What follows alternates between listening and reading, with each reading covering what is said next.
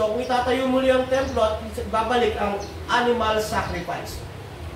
Nung mawasak ang templo noong 70 AD, wala na yon, hindi na itayo hanggang ngayon. At sa panahon ngayon, sa Israel, wala ng Pharisee, wala ng mga high priest, dahil hindi na alam kung sino ang Levita na lahi sa kanila.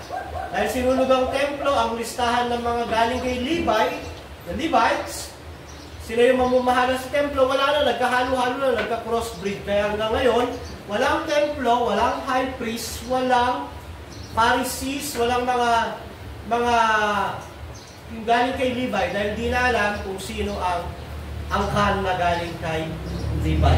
At ito ang judgment ng Diyos dahil sa pagpatay nila sa Messiah. Ito ang judgment ng Diyos dahil sa pagpatay nila sa mga propetang ipinadala ng Diyos para ipangaral sa kanila ang tunay na salita ng Diyos. At pinadala pa yung anak, pinapatay din nila, yun ang judgment.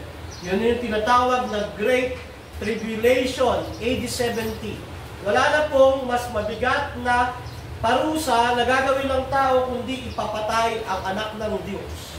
At bumagsak iyon noong AD 70 sa bayan ng Israel at sa kanilang templo sa Jerusalem. Na binigay ni Kristo parabol para sa judgment niya at authority niya. At yun po ang ating message ngayong umaga. Sa ika-anim na conflict ni Christ, yung pagtatanong ng mga Hudyo sa authority ni Jesu Cristo. Makibukas po kayo sa akin sa Marcos chapter 11, chapter 27 to 31, hanggang Marcos chapter 12, 1-2. Umpisa natin sa Marcos 11, 27 to 31. Pero bago yan, bibigyan ko kayo ng background ng Marcos 11. Marcos 11 po, yan ay linggo ng palaspas. Pagpasok ni Kristo sa Jerusalem.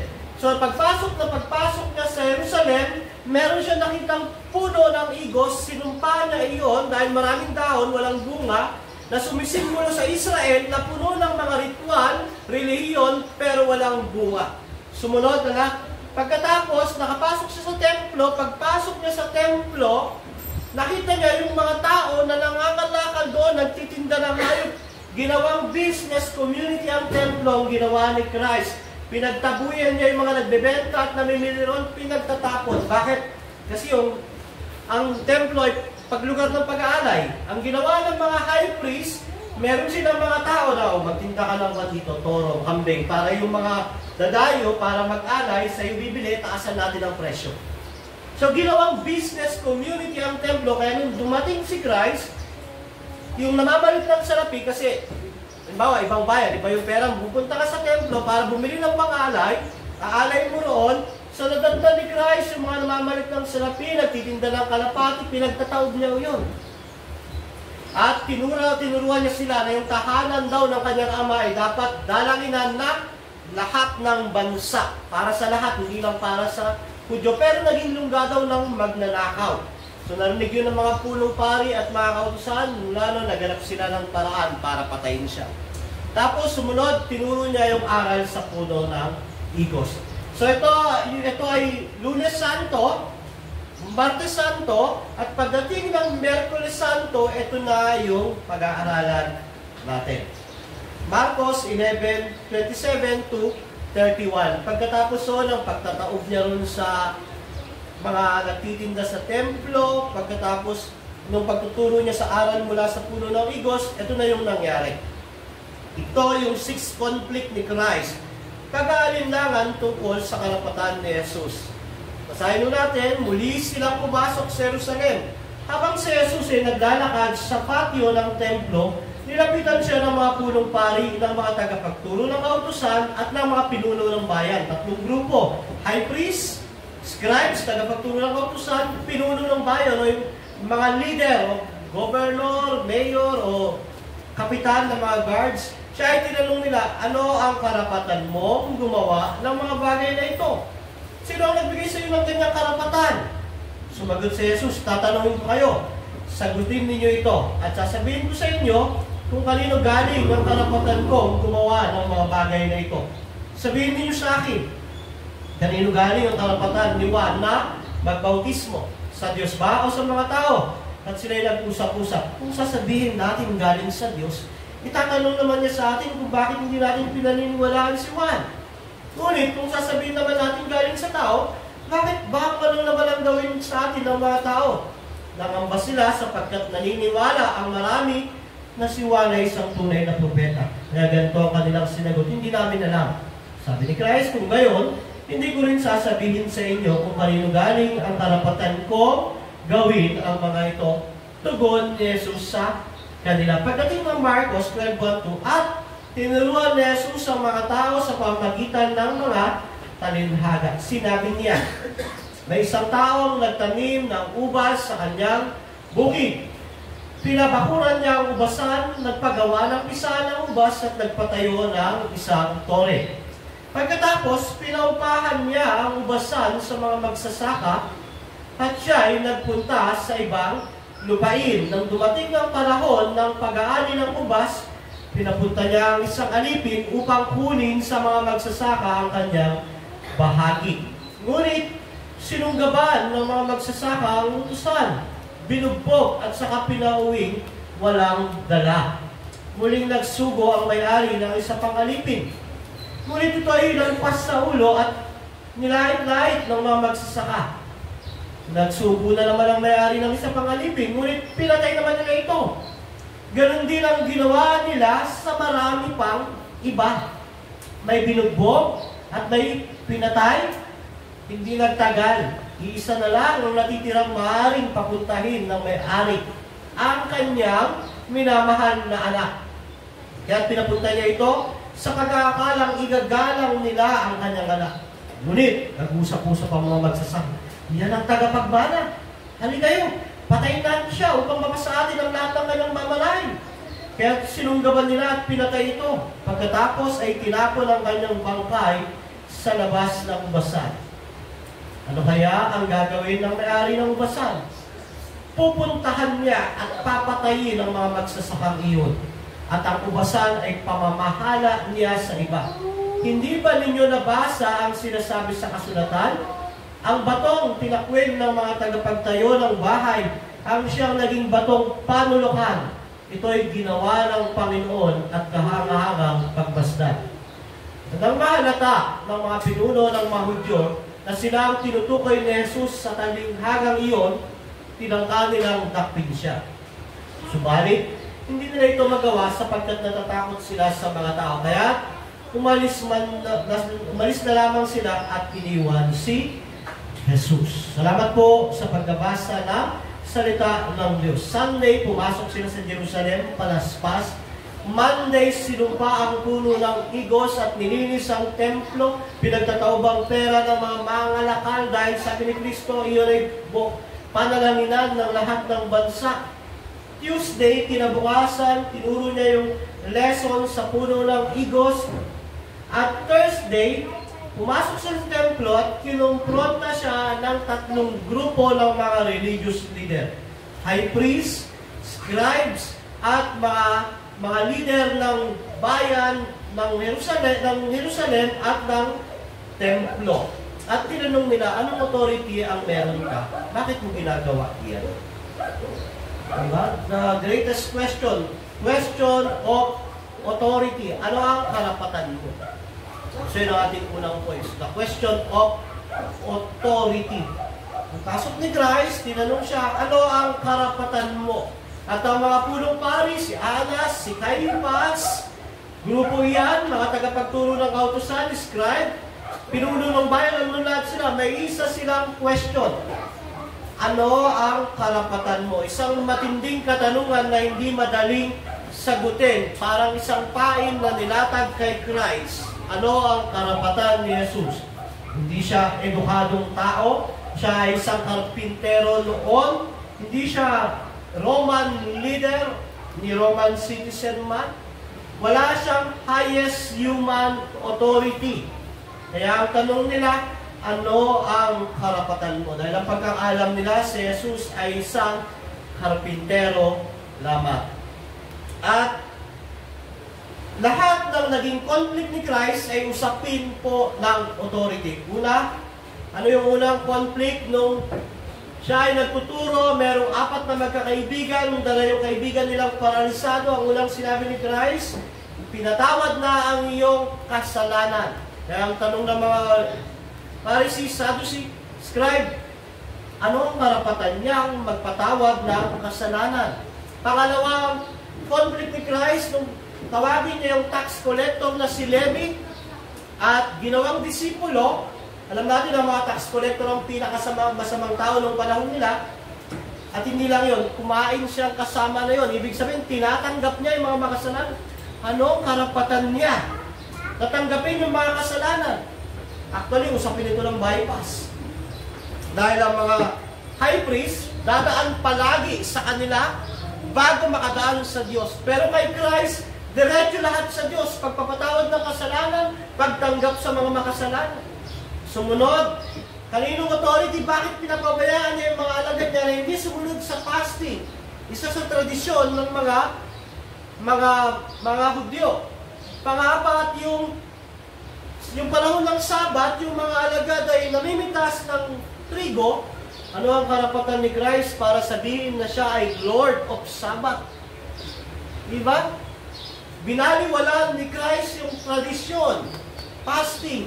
Yung Sabbath ay hindi niya inabrogate, hindi niya binaliwala, pero yung Sabbath way ng mga Hudyo ay mali. Sobrang legalistic. At sabi ni, ginamit pa nga niya example dito si Haring David nung panahon ng Sabbath. Ang Sabbath po, ang ibig sabihin niyan, rest, kapahingahan. Never naging meaning ng Sabbath ay Saturday. Translation lang ng English yun. Ang Sabbath po, ang ibig sabihin, Genesis pa lang, rest, pahinga. At alam natin, ang mga Hudyo, dahil sila ay nasa Middle East, sineselebrate nila Friday to Saturday, at iyan ay nakatakdang magbago sa bagong tipan, mas magandang kapahingahan sa piling ni Kristo. Kaya nung nabuhay si Kristo, first day of the week. Ang Sabato ay ganito. Nung panahon nila, magtatrabaho ka, 6 na araw, sa uli magpapahinga ka. Pero pinaganda yan sa bagong tipan, yung fulfillment. Unang araw pa lang, magpapahinga ka at sasamba para meron kang lakas sa darating na 6 na araw. Si Christ, hindi niya pinawalang visa ang Sabat, mas tinupad niya ito. Kaya nga si Kristo ang ating Sabat o kapahingahan. Dito si Christ, sabi nila, anong authority niya ni Christ? Nilalabag niya yung moral law. Ika-4 na utos. Sabi ni Christ, ang anak ng tao ang may kapangyarihan sa Sabat. Anong authority niya? Pang sumunod, nung pinalayas niya yung mga mangngalakal, dahil sa topic natin, anong karapatan niyang gawin iyon sa templo? So ito na yung issue. Biggest question of authority. Kaya kung naaral mo yung mga ginawa ni Kristo, meron ka lamang 2 option para makilala si Kristo. Una, maaaring isa siyang baliw, isang blasphemer, lapastangan sa Diyos. Bakit? Kung hindi siya Diyos, bakit na ginawa ang mga bagay na iyon? Di ba blasphemy yun? Isang kahamalan yun na magpatawad ng kasalanan kung hindi ka Diyos. So yun ang unang mong option. Kung siya ay hindi Diyos para sa iyo, hindi mo siya pwedeng turing na moral teacher kasi mali yung ginawa niya. May mga reliyon na tingin nila kay Kristo, moral teacher, hindi Diyos. So hindi pwede. It's either lapastangan siya sa Diyos, isang baliw na blasphemer, o siya ay Diyos na nagkatawang tao. Dalawa lang o pagpipilian mo. Dahil sa dalawang ito, either siya ay isang baliw, isang lapastangan sa Diyos na dapat mong kamuhian, itakwil, o isa siyang Diyos na nasa katawang tao na dapat mong sambahin, papurihan at luwalhatiin. Sa mga ginawa niya, meron 2 option. At alam natin, si Kristo ay Diyos na nagkatawang tao, ang ikalawang persona ng Trinidad. Alam nyo, may mga tao na nag-aangkin sila na sila ay kapantay ng Diyos, di ba? Bawa, si Kibuloy. Tapos sa ibang reliyon, yung huling messenger ng Diyos. Huling sugo, si Manalo. Pero hindi ako naniniwala sa kanila. Pero pagdating kay Kristo, naniniwala ako na siya ang Diyos na nagkatawang tao. Bakit? Kasi consistent ito sa Old Testament. Consistent ito sa prophecy. Consistent ito na itinuturo sa akin ng Espiritu Santo. Kaya nung tanongin ng mga Pariseo, anong karapatan mo? Yung mga apostol naniniwala kay Kristo. Yung mga sumasampalataya kay Kristo, naniniwala kay Kristo. Pero yung mga Pariseo, laging may tanong. Ano ang karapatan mo para gawin ito? Yun yung unang point. The question of authority. Ang ating meditation sa ating buhay, kapatid, ano kaya yung karapatan ni Kristo sa buhay natin? Tingin nyo, ano yung karapatan ni Kristo sa buhay niyo? At ano yung binibigay nyo na karapatan kay Kristo sa buhay niyo? Ilang parte lang ba? Pagmaluwag lang ba yung buhay? O dapat ang buong buhay natin ay dapat binibigyan natin ng karapatan si Kristo? Dapat po, ang buong buhay natin dapat may karapatan si Kristo. Personal life, family life, religious life, hindi hiwalay. Lahat yan may karapatan si Kristo dahil si Kristo ang Lord of all. Pero hindi ito maintindihan ng mga Pharisee. O naiintindihan nila marahil, pero ayaw nilang tanggapin at paniwalaan. Bakit? Kasi pag tinanggap nila si Kristo, wala na silang authority. Lahat dediretso na sa Diyos sa pamamagitan ni Kristo. Di ba ganun ang relihiyon ng Kristyanismo? Hindi, kahit wala si pastor, pwede kang manalangin sa Ama sa pamamagitan ng Christ. Kahit wala yung sino man, pwede kang dumiretso sa Diyos na humingi ng tawad. Pero nung panahon kasi nila, may panahon ng para makahingi ka ng mapatawad ka sa kasalanan, bibili ka ng hayop, dadalhin mo sa high priest, yung high priest ang mag-aalay, merong tagapamagitan. Pero nung dumarating na si Christ, ipinakita ni Christ na ang authority niya ay authority kagaya ng sa Diyos, nagpapatawad ng kasalanan. At dito, pag tinanggap ng mga Hudyo ayon, mga Pharisee, mawawalan sila ng karapatan. Ganon din ang mga kulto. Laging dadaan ka sa leader nila.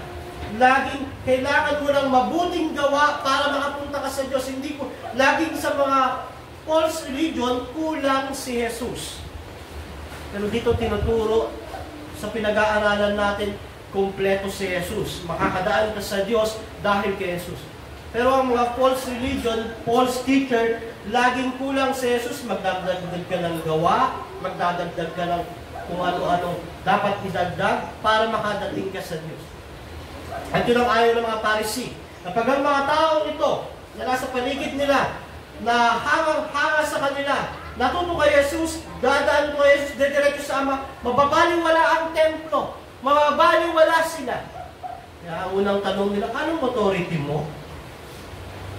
Ano ang karapatan mo? Parang sinasabi ng driver na sa taga-Montana, bigyan ng karapatan iyan. Pero tinatanong nila si Kristo, ano ang karapatan mo? Pangalawang punto sa unang sagot ni Kristo ay isang katanungan.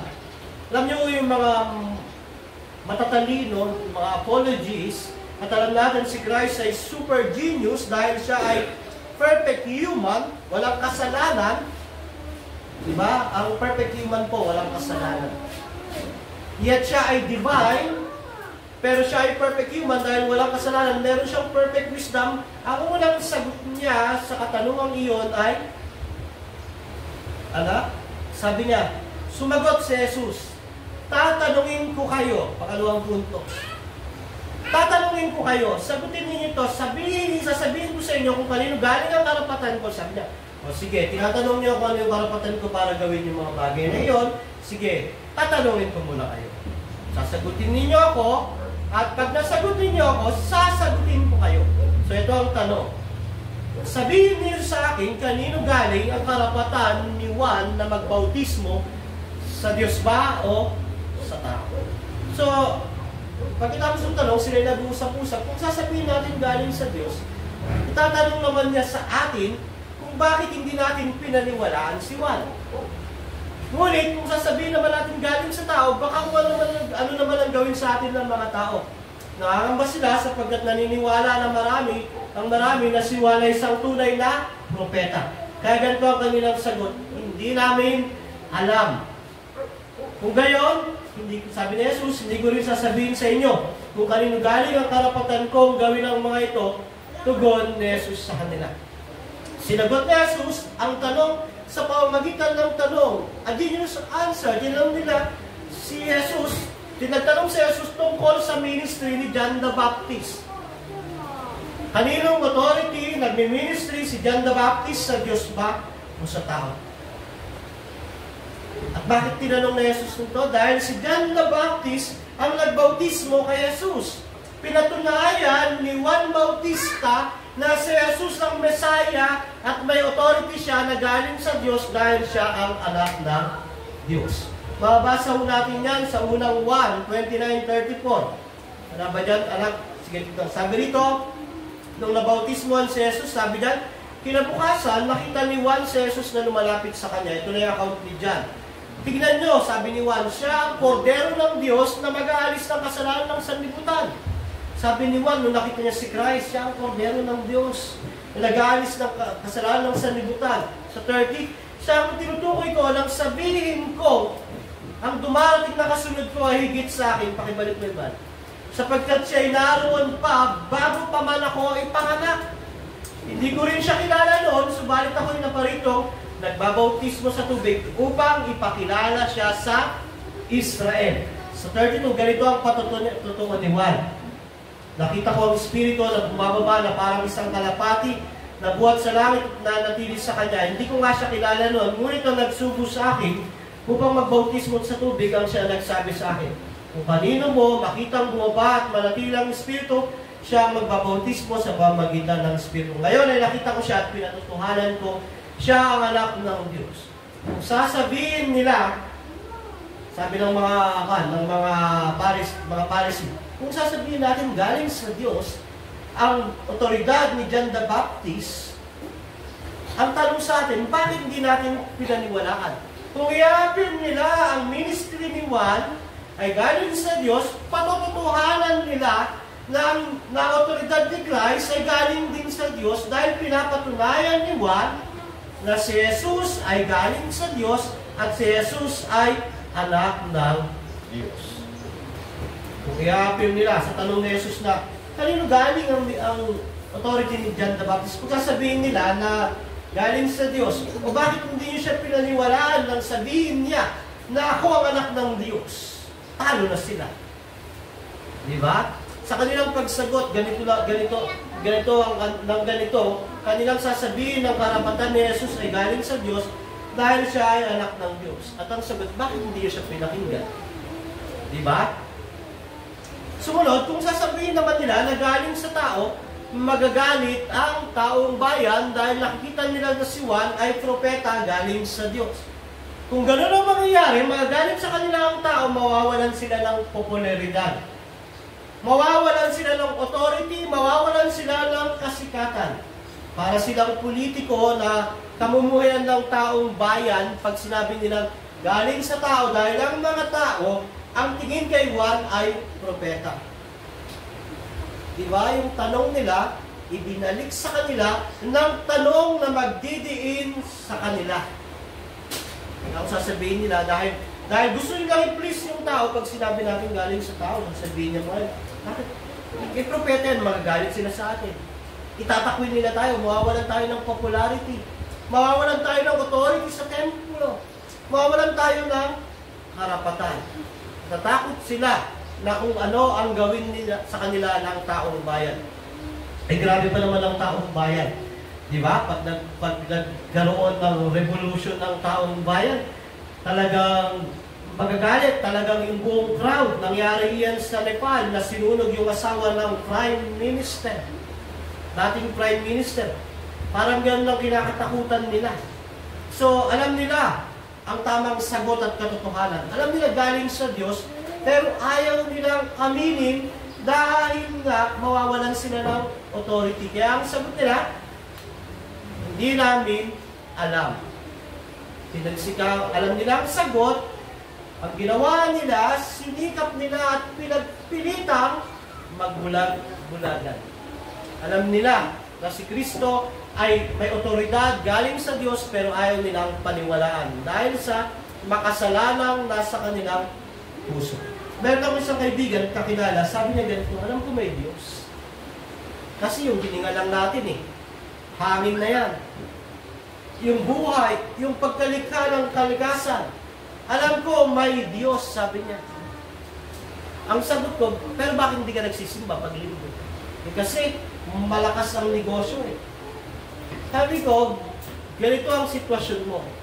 Alam mong may Diyos, binigyan ka ng buhay ng Diyos, pinagpapala ka ng Diyos, pinahinga ka ng Diyos, binigyan ka pa ng pamilya at mga anak, meron ka bang hanap buhay, pero hindi mo siya pinapasalamatan o sinamba man lang, ang tawag sa iyo, walang utang na loob.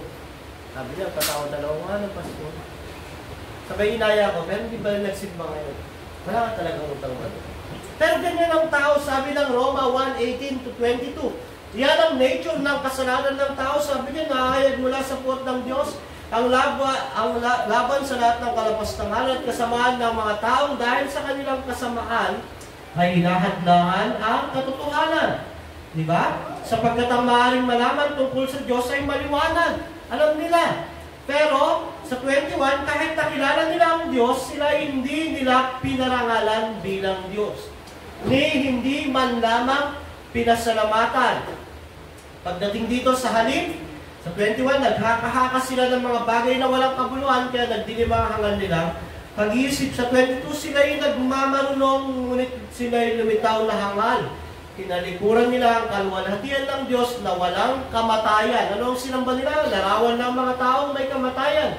Mga ibon, mga hayop, magabat sa mga hintilito. Pero ganoon na nangyayari sa mga Hudyo. Alam nila si Kristo ay Messiah, alam nila ang authority ni Kristo ay galing sa Diyos, pero ayaw nilang tanggapin. Ayaw nilang paniwalaan. Di ba? Kaya yung tanong na iyon ang nagdiin sa kanila. Ang sabi nila, hindi namin alam.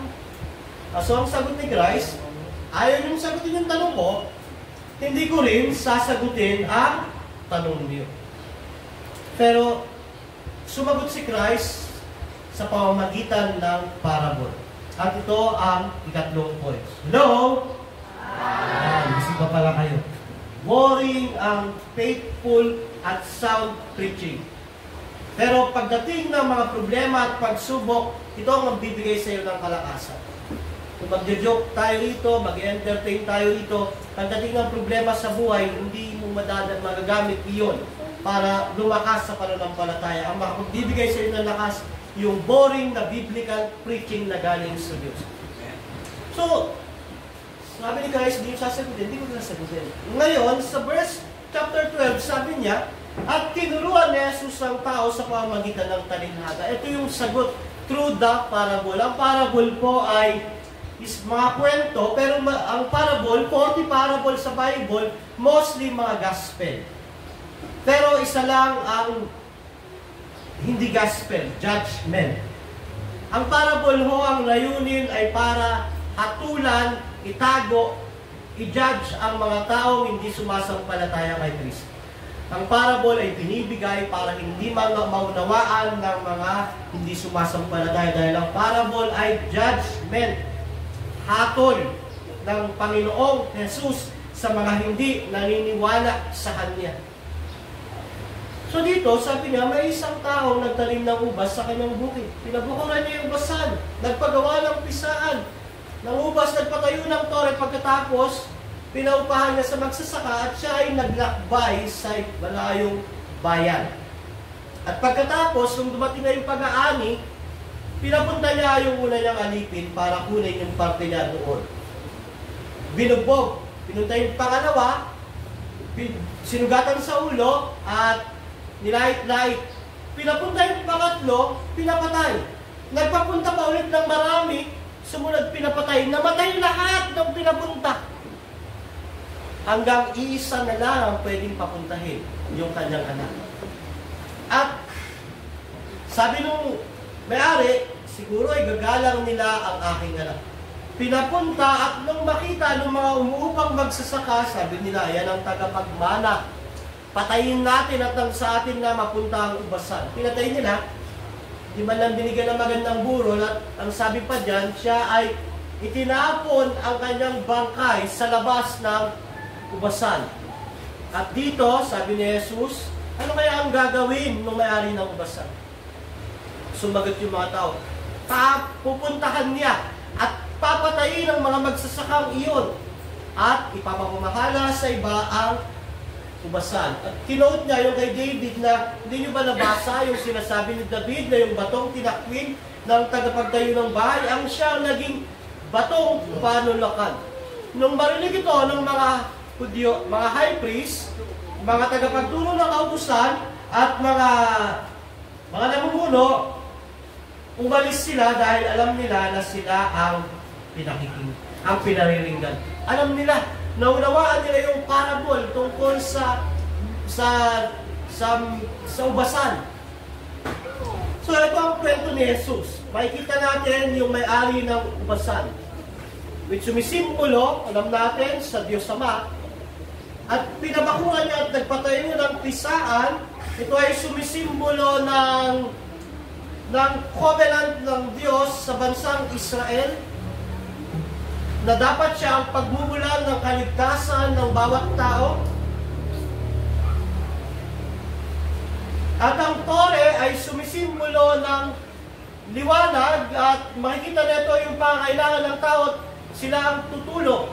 So yung paglalakbay ng malayo ng may-ari ng ubasan ay sumisimbolo sa lumang tipan, mahabang paglalakbay. Pinaupahan sa mga magsasaka, ito ay yung mga Hudyo. So inaasahan merong profit o may magiging bunga o magiging parte ang may-ari ng ubasan. Ang mga alipin naman, pinapunta, noong panahon ng pag-aanib, binugbog, hinampas, nilait, pinatay. Ito yung mga propeta, mga lingkod ng Diyos. Ang anak na tagapagmana ay ang Panginoong Jesucristo. At ang pagiganti ng may-ari ng ubasan. Ito ay alam ng mga tao noon dahil ito ay quotation o allusion mula sa Isaiah chapter 5, 1-7.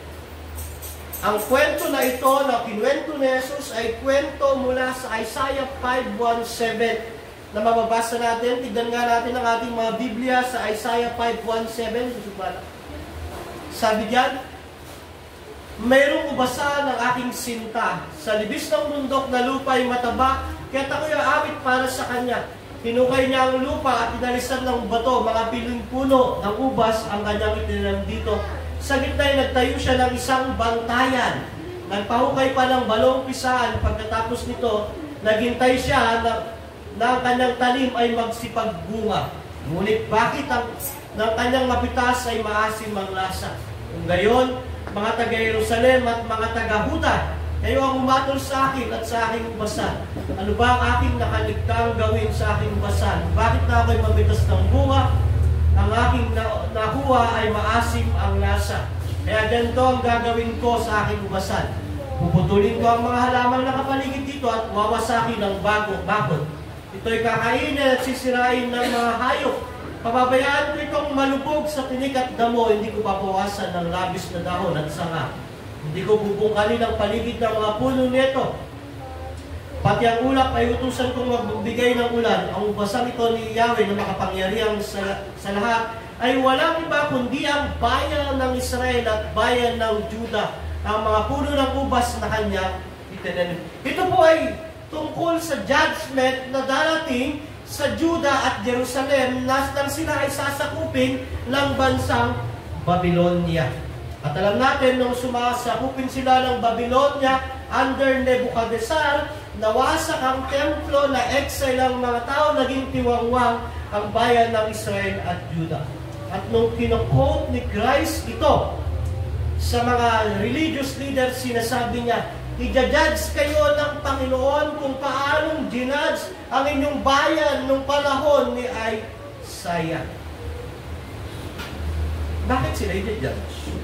Una, dahil sa kanilang mga ginawa. At alam natin, alam ng mga Hudyo, nung narinig nila ito, nangyari na sa amin ito. Nung panahon ni Isaiah, kinote niya ito, at nangyari ito nung kami ay i-judge ng Diyos, ipasakop sa Babylon. At sila ay umalis dahil malinaw na iyon ay judgment. Muli, yung vineyard, yung tower, yun yung Israel at templo. na dapat maging source ng salvation ng tao. Pero ang mga Hudyo na ito, na maging dapat daan ng kaligtasan, sila ay naging legalistic, naging pahira. Ang mga alipin naman ay mga propeta na pinadala ng Diyos para kunin yung parte niya o yung makita yung kaligtasan dapat nanggagaling sa mga Hudyo, pero ang ginawa ng mga Hudyo, sila ay pinapatay. So ang anak na tagapagmana ay si Jesus na ipinadala ng Diyos Ama, gaya ng sinasabi ng John 3:16, "For God so loved the world that He gave His only begotten Son, that whoever believe in Him shall not perish." Pero naman mong ginawa ng mga magsasaka bumupa sa ubahan, ayan yung tagapagmana, ayan yung may-ari ng ubasan. Patayin natin siya kanya. At nang sa ganon, makuha natin yung ubasan.